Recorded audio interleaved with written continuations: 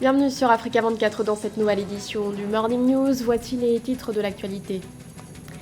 Des rencontres à venir pour la formation d'un nouveau gouvernement en Guinée. C'est l'annonce faite par les militaires ce samedi à la télévision nationale. Ces rencontres doivent débuter le 14 septembre. Condamnation à mort pour 4 accusés impliqués dans l'attaque d'une école bilingue de Kumba au Cameroun. Un verdict rendu par le tribunal militaire de Buea ce 7 septembre est contesté par les avocats de la défense. Et puis la République démocratique du Congo touchée par une flambée épidémique de méningite. À la date du 7 septembre, 261 cas suspects ont été recensés dans le nord-est du pays. Les détails à suivre dans ce journal. En Guinée, les militaires se préparent à former un nouveau gouvernement. Ils ont annoncé ce samedi qu'une série de rencontres allait débuter à partir du 14 septembre. Leaders politiques, organisations de la société civile, chefs des confessions religieuses ou encore représentations diplomatiques seront ainsi reçus par les militaires. Une annonce qui intervient une semaine après le coup de force qui a renversé le président Alpha Condé. Depuis, plusieurs organisations sont montées au créneau. La communauté économique des États de l'Afrique de l'Ouest notamment a suspendu ce 8 septembre la Guinée de ses instances. L'organisation qui avait d'ailleurs dépêché une mission dans le pays exige un retour immédiat à l'ordre constitutionnel. Nathalie. Après le putsch qu'il a perpétré au nom, dit-il, de la démocratie, le Comité national du rassemblement et du développement CNRD veut à présent tracer les lignes de la transition politique en Guinée. Ce 11 septembre, la junte militaire a annoncé des rencontres avec les principaux leaders d'opinion guinéens. Les concertations nationales qui s'ouvrent dès le 14 septembre 2021 visent notamment la formation d'un gouvernement d'union nationale. Le colonel Mamadi Doumbouya, président du CNRD, invite les différentes composantes à une rencontre au Palais du Peuple selon le programme ci-dessous. Mardi 14 septembre 2021, de 10h à 12h, les leaders des partis politiques. De 13h à 15h, 5 représentants de chacune des 4 coordinations régionales. De 16h à 18h, les chefs des différentes confessions religieuses. Mercredi 15 septembre 2021, de 10h à 12h, les présidents des organisations de la société civile. De 13h à 15h, les représentations des missions diplomatiques. De 16h à 18h, les représentations des associations de Guinéens de l'étranger. Le président s'est compté sur la participation effective de tous. Du côté des partis politiques guinéens, on se dit prêt au dialogue avec le pouvoir militaire en place. Le principal leader politique, Cellou Dalein Diallo, indique depuis la chute du régime d'Alpha Condé vouloir participer activement à la transition. Il souhaite dans ce sens l'organisation rapide des élections. Je suis prêt à participer à un dialogue et même à un gouvernement de transition pour m'assurer que ce gouvernement va faire preuve de neutralité et d'impartialité vis-à-vis des partis politiques pour organiser très rapidement ces élections libres et transparentes pour sortir la Guinée de cette situation anormale. Et ceci dit, c'est qu'on peut demander aux autorités de transition, puisqu'ils ont condamné la corruption et le détournement des deniers publics, mais également la violation des droits humains, c'est aussi de veiller à ce que les victimes de ces violences aient droit à la justice, comme l'a demandé déjà les Nations Unies. Les nouvelles dispositions du CNRD interviennent au lendemain de sa rencontre avec une mission de la communauté économique des États de l'Afrique de l'Ouest qui affichait déjà son satisfecit. L'organisation sous-régionale qui continue d'exiger le retour rapide à l'ordre constitutionnel en Guinée et le transfert du pouvoir à des autorités civiles. La sentence est tombée. Au Cameroun, 4 accusés ont été condamnés à mort par le tribunal militaire de Buea. Ils sont impliqués dans le meurtre de 7 écoliers âgés de 9 à 12 ans. Le drame s'est produit le 24 octobre 2020 lorsqu'une dizaine d'hommes armés ont pris pour cible une école bilingue de la ville de Kumba située dans la région du sud-ouest. Si ce verdict est contesté par les avocats de la défense, il relance également les débats sur la peine de mort. Roberto Bocpe. Le 24 octobre 2020, une dizaine d'hommes armés à moto avaient pris d'assaut l'école bilingue Mother Francisca de Kumba, dans la région du sud-ouest du Cameroun, et ouvert le feu sur des élèves.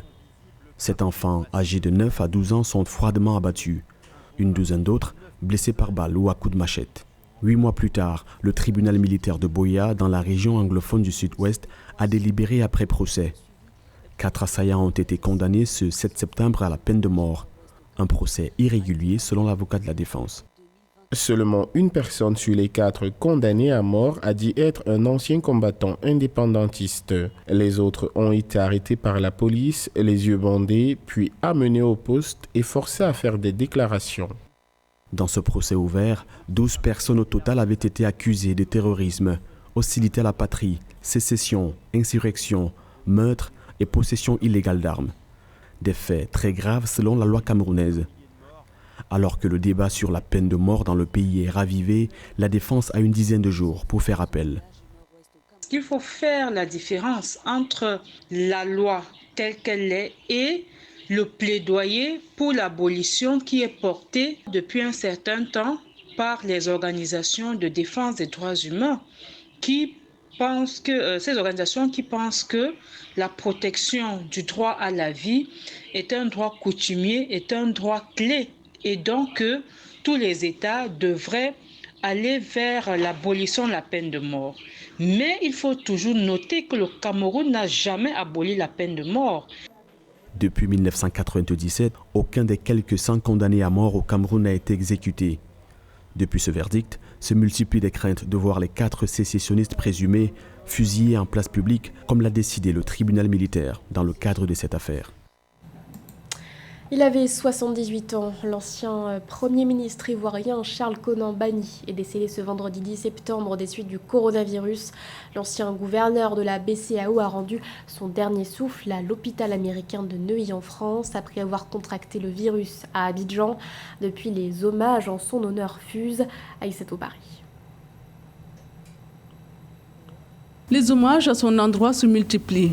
L'ancien Premier ministre ivoirien Charles Konan Banny a tiré sa révérence. L'annonce a été faite ce 10 septembre. Selon les sources officielles, Charles Konan Banny est décédé de complications pulmonaires et respiratoires. Infecté par le Covid-19 à Abidjan, il avait été évacué à l'hôpital américain de Neuilly à Paris, où il rendit son dernier souffle, âgé de 78 ans. Je rends hommage à un grand serviteur de l'État, une personnalité politique de premier plan dont la contribution à la réconciliation nationale a été importante. Charles Konan Banny fut aussi un personnage central de la scène économique dans la sous-région ouest-africaine. Ancien gouverneur de la Banque centrale des États d'Afrique de l'Ouest dans les années 1994, c'est sous son mandat qu'a lieu la dévaluation du franc CFA. La Côte d'Ivoire, avec à sa tête le président Alassane Ouattara, est en deuil. Le président Henri Konan Bédié, président du PDCI RDA, est en deuil. Je retiens de lui un homme de devoir et de mission, un grand serviteur de l'État de Côte d'Ivoire qui a été toujours présent au moment où la Côte d'Ivoire a eu besoin de lui. Charles Konan Banny est un économiste aguerri. N'oubliez pas qu'il a été gouverneur de la BCAO, la Banque centrale des États de l'Afrique de l'Ouest. La Côte d'Ivoire perd donc un grand homme. Un homme qui n'a jamais rechigné à la tâche. Un homme qui a servi son parti politique, le PDCI-RDA, jusqu'à la fin de sa vie. Cadre au PDCI, Parti démocratique de Côte d'Ivoire, Charles Konan Banny a occupé de 2005 à 2007 la fonction de Premier ministre sous Laurent Gbagbo. En 2011, après la crise post-électorale, il est nommé à la présidence de la commission Dialogue, Vérité et Réconciliation. Originaire de Yamoussoukro, ville natale de Félix Houphouët-Boigny, père de la nation ivoirienne, Charles Konan Banny s'était lancé en 2015 dans la course à la présidentielle avant de finalement jeter l'éponge. Depuis, il vivait reclus de la vie politique ivoirienne. Dans l'actualité également, l'Algérie ambitionne d'accroître ses exportations vers les marchés africains. C'est ce qu'a annoncé ce 10 septembre le ministère du Commerce et de la Promotion des exportations à l'occasion du salon économique destiné aux marchés africains organisé à Adrar. Pour ce faire, le gouvernement compte accorder des facilités aux exportateurs locaux hors hydrocarbures. Une décision motivée par les revenus des exportations hors hydrocarbures qui, selon le secrétaire général du ministère du Commerce, Redouane Alili, pourrait atteindre 5 milliards de dollars d'ici la fin de l'année 2021. Raideur de la nuque, sensibilité à la lumière, maux de tête, vomissements, fièvre.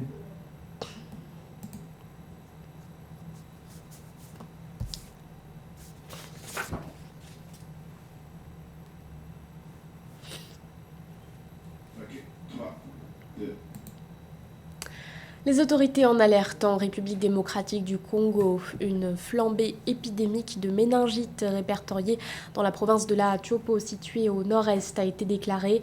Selon le bureau de l'Organisation mondiale de la santé en Afrique, les chiffres enregistrés à la date du 7 septembre font état de 261 cas suspects et 129 décès. Roberto Bogbe.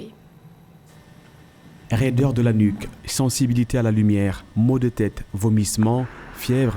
Tels sont entre autres quelques symptômes de cette nouvelle épidémie de méningite qui s'accroît en RD Congo. Mardi 7 septembre, la maladie a été déclarée dans le nord-est du pays par le bureau de l'Organisation mondiale de la santé en Afrique. 261 cas suspects et 129 décès ont été notifiés à cette même date.